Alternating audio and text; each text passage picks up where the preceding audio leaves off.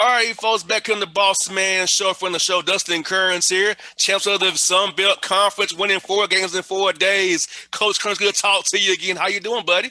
I'm doing great. It's always good to be on the Bossman Show. Coach Kerns, tell us about it, man. Hey, you got a tough stretch there, man, before going to Pensacola, Florida, man, and tell us about the journey, man. You guys really persevered down there, got close wins in all 4 games, man. Tell us about your team, man, how they performed, knowing what you had gone through prior to this tournament getting started down there. Well, I remember being on your show. We think we were 12-5, and then we went down to Troy, and then we went on pause for a couple of weeks. And I don't recommend that in basketball, taking 2 weeks off. But it also just shows the strength of the Sun Belt. It's a tremendous conference, and so you can lose 5 in a row in this Sun Belt pretty easily.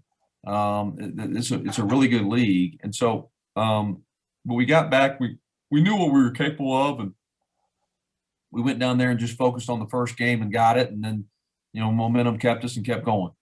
You got that right. And coach, what I loved about it was that your guys, man, two of your young men, Michael, man, his career high against Georgia State, who you and I both know very well is a tough team, and you beat those guys several times this year. So, coach does a great job. Tell us about that game and knowing, hey, Georgia State's been tough in this conference for years. And your guy, Michael, scored 32 points, 6 3-pointers in the biggest game of the year for your team. Which was a way to punctuate the journey you all had to the Sun Belt, which was tough, but you got the job done with it. And tell us about Michael, what you guys did against Georgia State on that championship game, man, winning about 7 points there.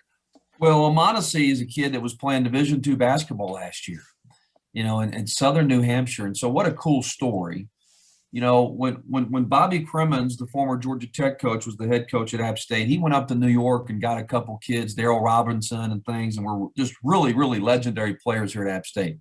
So we're sitting there thinking, hey, it worked out for him. Maybe we need to do the same. So we went up to New York and got Michael Almonacci, who was playing a grad transfer and playing a year, and just wow, but that's the strength of our team. We could have Ford score 28, we could have Delph score 28, and then Almonacci stepped up and scored. So we've got older good guards, and certainly Almonacci stepped up that night and just made some incredible shots. And coach, what's good about the run is like your guys got tough. I feel like you guys loosened up after night one. Loosened up. Played Texas State, but been good all year long. Terrence Johnson done a great job. Forgot the full-time job. Yeah. Does a great job. Cliff Ellis does a great job. Like, you didn't beat no slouches, which is so good. Tell us about your team, how that first night loosened them up, they just kept on going, and how was the mindset? You guys kept fighting every night down and knowing that you had something good going. So when did you feel that your team kind of say, hey, nothing to lose here. We can play it loose. Let's get this job done here. Well, we talked about it. We said, listen, we got to win the first game. We've got to beat Little Rock, who was the preseason favorite. And that's one thing I think that our guys earned it. We beat the preseason favorite Little Rock. We beat the regular season champ Texas State with Terrence Johnson, does a great job and, got the head job and deserves it. And then Cliff Ellis at Coastal Carolina's won a gazillion games, and they were a really good team, 2 seed in the East. And then Georgia State had won 8 in a row. So we earned it. It's not like we beat the 9, 10, and 11, 12 seed. But I really thought after we got Little Rock, we got some confidence, and then against Texas State, how we won that game, certainly showed a lot of character, and then we were just able to keep going. Once you get to Monday, I wasn't super worried about our legs. Once you get to Monday night, your adrenaline's pumping, and you're kind of ready to go. And winning in overtime is something that's so fun, because it's a crapshoot. But to know that your guys in those extra few minutes there gave it their all, executed when it counted. Because coaches, you and I both know, it's make or miss execution and planning, injury, and effort. That's what it comes down to at that point of the game. Is seeing your guys being older, going through those wars, being experienced, man. Justin Forrest, your point guard, the leader, man, getting the job done, making late free throws for you guys. Tell us about that, man. Just seeing that you're young, that your team, these young men you coaching all this year, in toughest times, they came through for you, and having leaders like Justin Forrest, man, has to make you really happy. Oh, absolutely. And I think that, in the process of becoming a great team, when you've got adversity and challenges, it can bring you closer, right? And so, those things can bring you closer. And so when we had those adverse, challenging moments against Texas State and Coastal Carolina, we were just so connected by all the other challenges from COVID or whatever it may be that we were able to overcome it. And that's so great, coach, because I mean, this year, man, knowing that you got had a get cover that pause, man, losing streak, but guess what you did? You didn't give up. Your team could have tapped out and quit. They never did that. They persevered, buckled down. You got a late win there, so you was ready to rock and roll. So for this, knowing what we did deal with this past year, coach, I feel like this win for you guys gonna last for a lifetime because on the hardest year ever, we, App State, Boone, North Carolina, we got the job done. Yeah, you know what? You're right, and I talked about it from back in August with our team. Like we got a choice to make. We can either embrace all these challenges, or waste it. I think some teams are just going all this testing and all these protocols, and we haven't been in our locker room in a while. We've been doing film stuff and everything in the classroom. Like it can get exhausting, and so it's easy to just kind of waste it. I get this year back anyway. No, let's embrace it. Let's embrace it. And I think that once you get through it, this year, in more ways than more, will be like a badge of honor. You got that right, because Coach Waxman, when we talked, you was riding high, and I was feeling good about your chances. You had to come down and play Georgia State after we talked. That's right. Yeah, yeah, you came down, played Georgia State. It's tough, right? But guess what, man? I was feeling like, wow, it got postponed on you guys. So wow, that didn't happen. But guess what? You never stopped, man. Like I just commend you for it because Coach Kerns, you are a great coach, and you're a great man too as well. And I know that about you.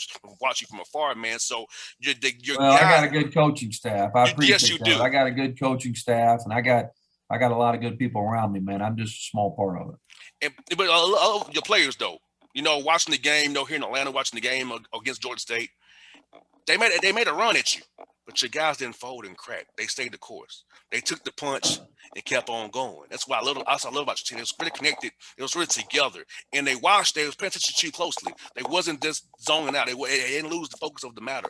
That you all, to your staff, everybody was engaged. And I would look at them on benches. If I see people engaged, I know they're going to win the game. They was making a run at you.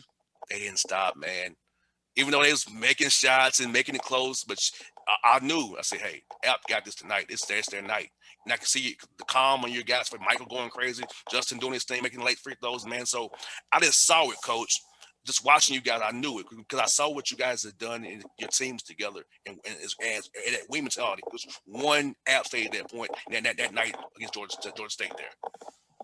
Well, you're right. We got some tough guys, and we got some guys out there that just were not going to let us lose. They were pouring everything they had into it, and I just think that says a lot about their character.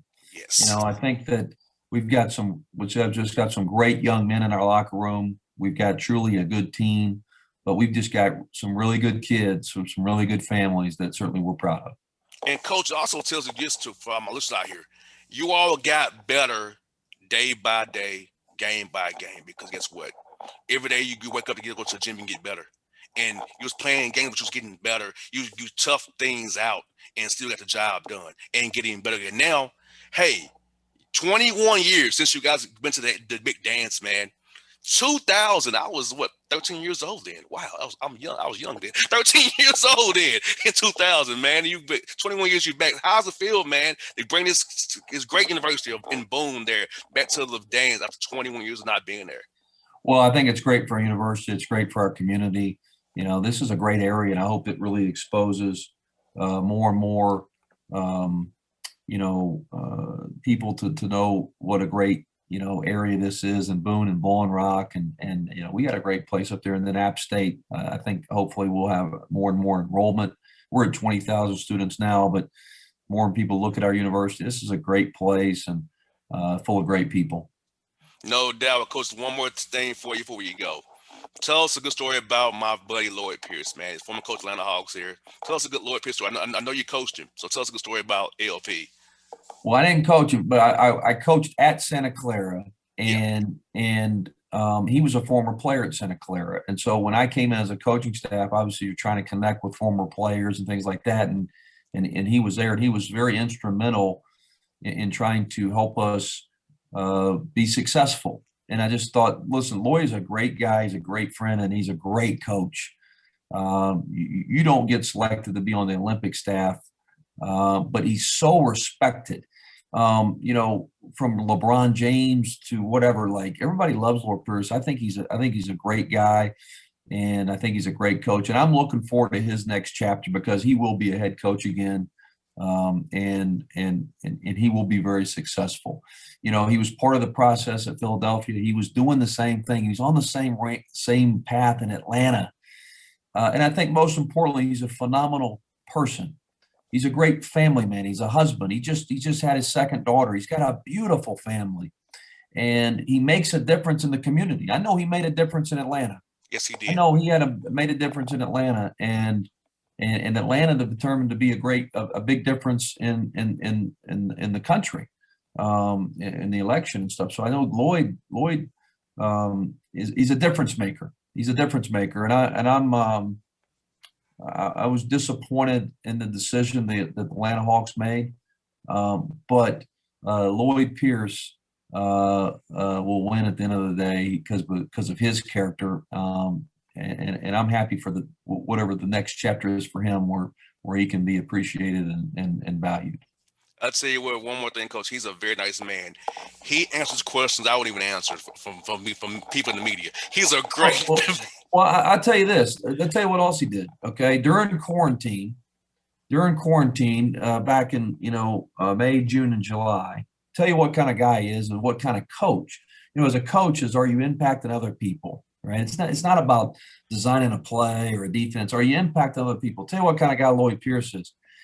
He did a clinic weekly for coaches to try to grow the coaches and grow the game. And so here's an NBA head coach sharing over Zoom practice drills and things like that with high school coaches, with college coaches. It was the only coach NBA, maybe others did it. I don't know of any, but like, it just says so much about him that he cares about, developing people and sharing. And, that was one of the highlights of my quarantine was that weekly Atlanta Hawks, chalk talk session with coaches. I learned a lot from that. And, he had Jay Wright from Villanova zoom in because they're assistants together on the Olympic team. Like, they're very well respected. What he's done in the community, what he's done for coaches. Lloyd Pierce will be a head coach again one day, and he'll be very successful.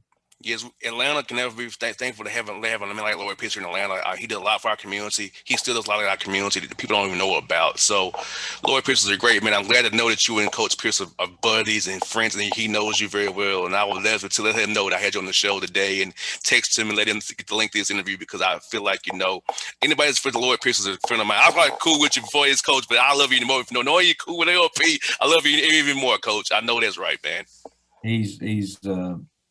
He's great. Like I said, as a young coach going out to Santa Clara,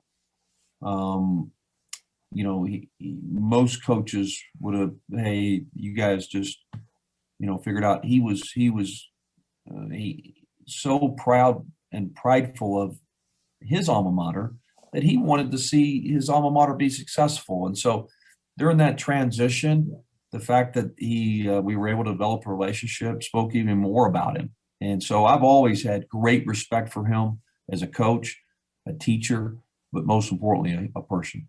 You got there. Coach Kerns, I'll be cheering for you guys on Selection Sunday. Hope you get a great matchup. Hope to see you guys win and make a run there, Coach. Hope to talk to you next week when you're going Sweet 16, man, hopefully. Okay? Let's do it. It's always great to be on the Bossman Show. I appreciate your time.